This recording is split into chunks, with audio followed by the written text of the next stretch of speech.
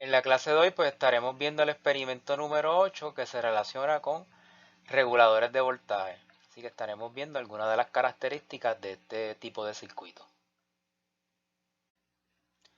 En el experimento de hoy pues estaremos viendo lo que son los reguladores de voltaje. Y en términos de lo que es un regulador de voltaje, pues en el pasado habíamos visto, ¿verdad? Que un dispositivo que usábamos como regulador es un diodo Zener, ¿verdad? Un dispositivo bastante sencillo donde me permite, ¿verdad? La función del regulador es que a la salida yo tengo una resistencia de carga, ¿verdad? De ese regulador, en este caso de ese diodo Zener, pues voy a mantener un voltaje constante, ¿verdad? VZ del voltaje que tenga el Zener ahí. ¿Verdad? Aunque el Zener reciba un voltaje más alto que el VZ, pero él a la salida mantiene ese voltaje Zener o constante en la carga que yo quiera. Y entonces el problema que tiene el dispositivo del Zener es que depende de la corriente de Zener, que ya conocemos, ¿verdad? La IZ, donde debe tener, ¿verdad? Una corriente mínima para él poder operar, que es la IZ, la corriente de Zener. Y que si yo tengo una fuente de voltaje y le estoy enviando corriente a ese Zener para prenderlo y de tal forma que me produzca el voltaje que yo quiero, VZ en la carga, en mi resistencia de carga, si aumentáramos esta carga, de tal forma que esta IL que va para la carga aumente. Si hacemos un KCL aquí, ¿verdad? Si aumenta la IL por KCL, la IZ disminuye y entonces me corro el riesgo de que el Zener deje de regular porque la carga le está quitando corriente al Zener, que es el que lo hace operar. Y que por eso hay veces que necesitamos entonces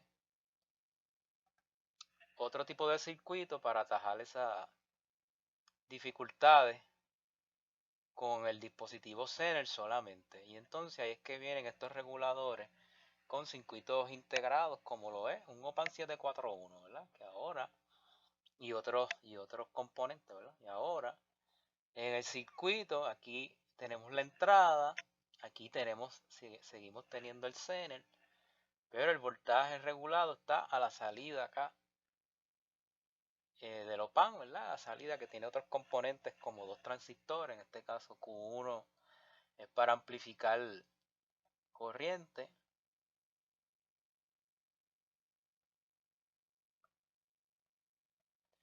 y Q2 es un dispositivo para protección en caso de que ocurra un cortocircuito. Y pues básicamente es cuando opera el circuito, ¿verdad?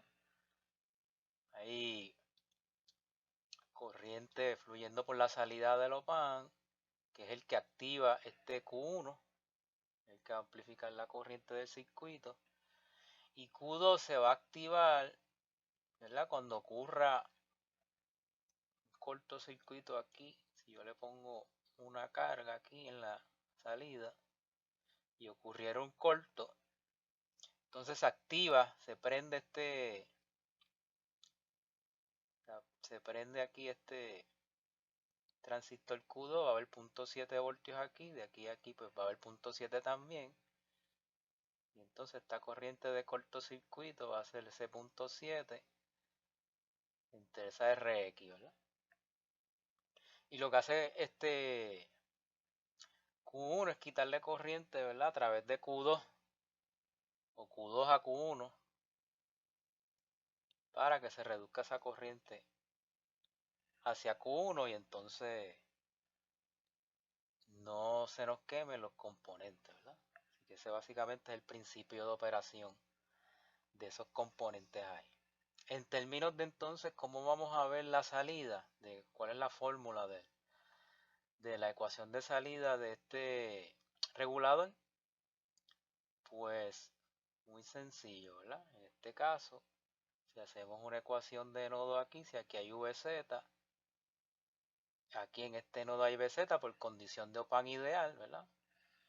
Y entonces, básicamente aquí va a haber un divisor de voltaje entre VREC y esas dos resistencias R1 y R2, ¿verdad? Así que si es un divisor de voltaje,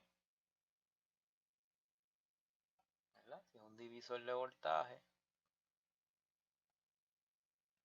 voy a obtener el voltaje Z, va a ser igual al voltaje que entra, que es el VREC por la resistencia que me interesa, que es R2, entre la suma de las dos que están en serie. Si despejamos eso por voltaje regulado, que es el que me interesa, ¿verdad? El voltaje a la salida, hay que multiplicar por R1 y R2 a ambos lados de la ecuación. Se cancela, me queda R1 más R2 por VZ igual a voltaje regulado por R2, dividimos entre R2 ambos lados y entonces nos queda lo que ya conocemos, ¿verdad? Si divido aquí R1 entre R2 más R2 entre R2, todo eso por VZ es igual a voltaje regulado.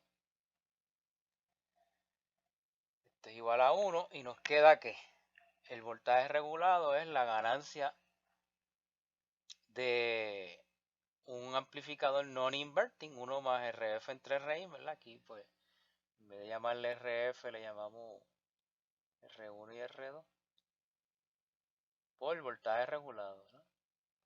Así que de ahí es que sale la fórmula del voltaje regulado, va a ser al voltaje del Zener por una ganancia, que es la ganancia de un amplificador non-inverting. 1 más R1 entre R2, ¿verdad? Que es esa resistencia que ven ahí a la salida. Y que ahora, en lugar de tener el problema que teníamos con el Zener,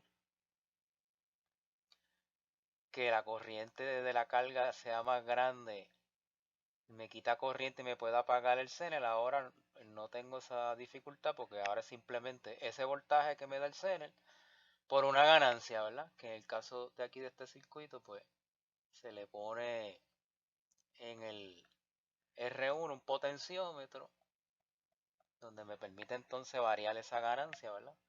Y tener como mínimo VZ, pero también puedo tener más voltaje, ¿verdad? ¿Cuánto más? Pues no más del voltaje que entra, ¿verdad? Así que yo puedo regular la salida, pero no puede ser mayor de la entrada, ¿verdad? Nunca va a ser mayor que la entrada, pero sí puedo variar esa ganancia con ese potenciómetro de resistencia R1 y variar entonces esa ganancia del amplificador non-inverting, ¿verdad? Que tengo ahí. Así que con esto terminamos esta explicación sobre el experimento de reguladores de voltaje.